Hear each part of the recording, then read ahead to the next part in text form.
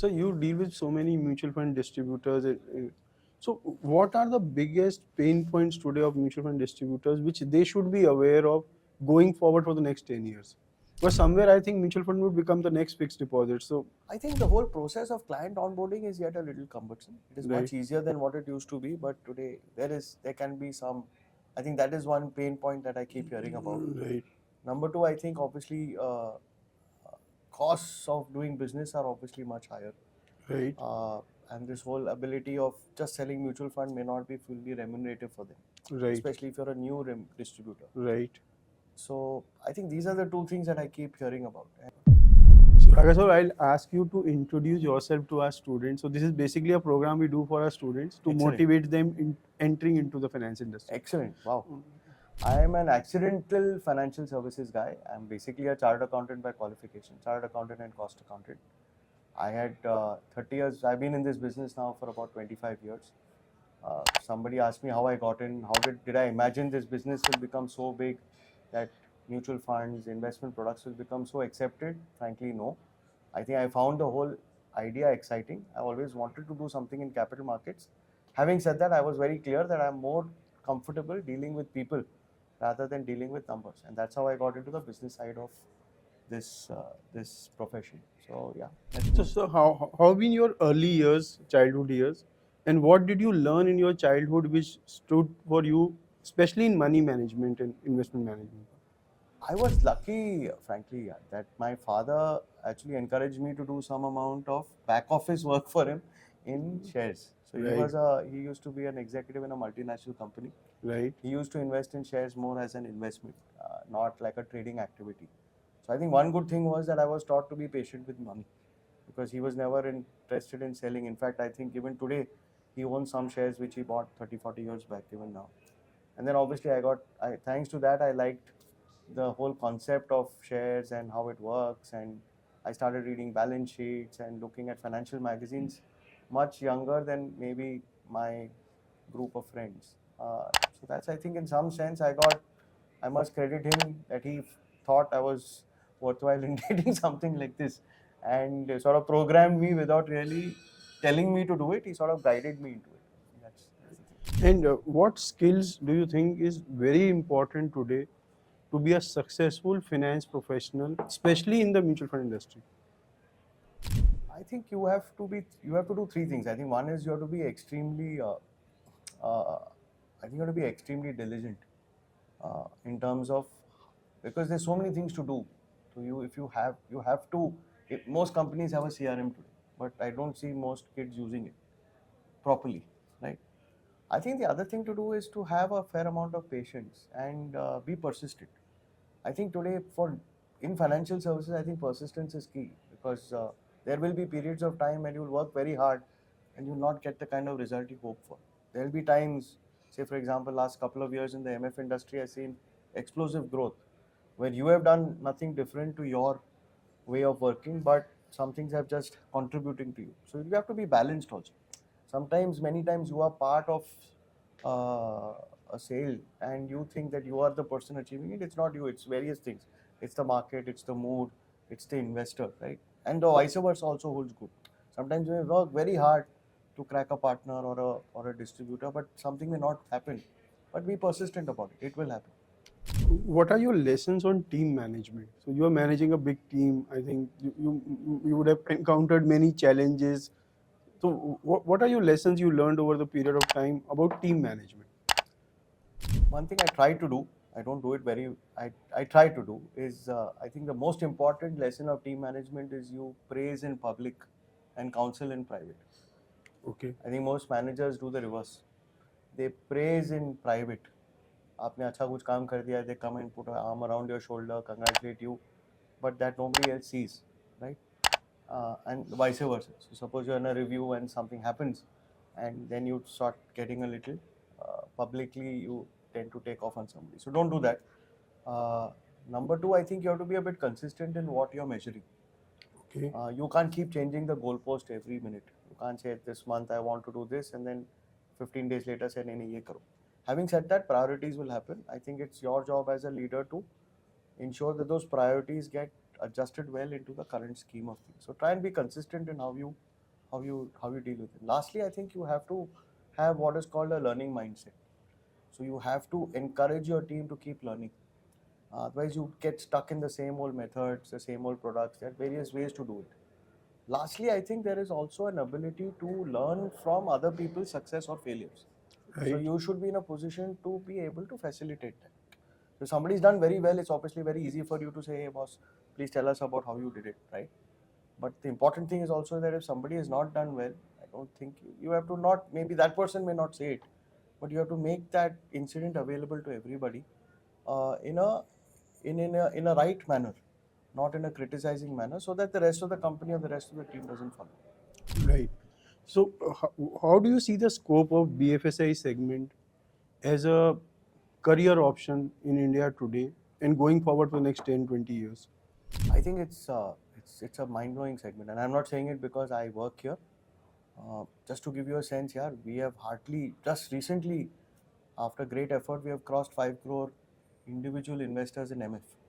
And if I were to look at PMS and AIF, obviously the numbers will be much, much less. I think India is in the, India has always had a savings mindset. Right. Not now, I'm talking even in the earlier days, our parents' generation, right? Maybe from 2, 3 generations. Savings has always been a part of the way we live. But I think what is changing is converting savings into investments.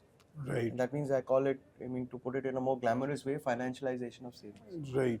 And this whole movement will contribute to BFSI in a very big way, right? So I think anything that you do here, yes, it's obviously now a discovered sector. It's not a small sector anymore. Like, just to take our industry, the mutual fund industry is now a 70 lakh crore industry. It's not small. When I joined the industry 25 years back, we used to be sub 1 lakh crores, Right. and now it's gone up 70 times. Now, can it go up 70 times from here? Overseas experience is saying it is possible, because Right. that's the growth internationally. And typically, what happens abroad, because there have been more matured financial markets. But the good thing in India is that we take it over very quickly and we adapt it very fast. It's like the whole mobile telephone thing, like we are now in 5G mode already. Many parts of the world are not yet in 5G.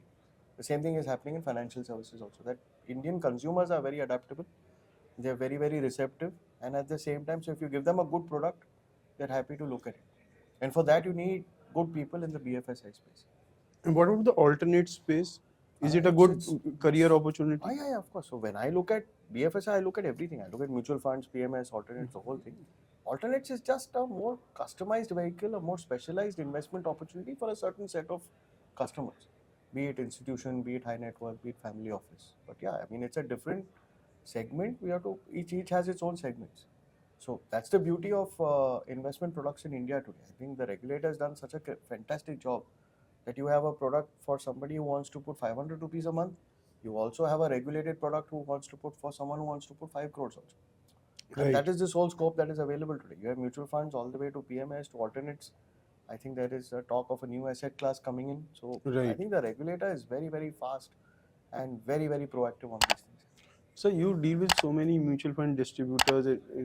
So what are the biggest pain points today of mutual fund distributors which they should be aware of going forward for the next 10 years? Because somewhere I think mutual fund would become the next fixed deposit. So I think the whole process of client onboarding is yet a little cumbersome. It is right. much easier than what it used to be, but today there can be some. I think that is one pain point that I keep hearing about. Right. Number two, I think obviously costs of doing business are obviously much higher, Right. and this whole ability of just selling mutual fund may not be fully remunerative for them, Right. especially if you're a new distributor. Right. So I think these are the two things that I keep hearing about, and I think both are changing. So And what about succession planning in the mutual fund distributor space? It's Their own business. So I meet I lot think- of mutual fund distributors. I They are think I- single man company I and think they're thinking about it now. Maybe 5 years back they were not thinking about it. I'm seeing a fair proportion of children of MFDs coming into their business and trying new things. So I just recently was in Calcutta. I met a parent-child duo. The child is focusing on maybe more of digital, which is where he's got trained. So sort of digitization of the whole business, which the father obviously is giving him comfort right. to do. Right. There are people who saying that yes, so that's one part of it. But there are many parts where the MFD's children are not keen to get Enter. into the business because they have other interests, right? You Right. cannot force anybody to do things to do. Right. But there also, I'm seeing this process of consolidation. So there are platforms available. There are 2 or 3 in Bombay itself, and they come and they help the partner to transit. Right.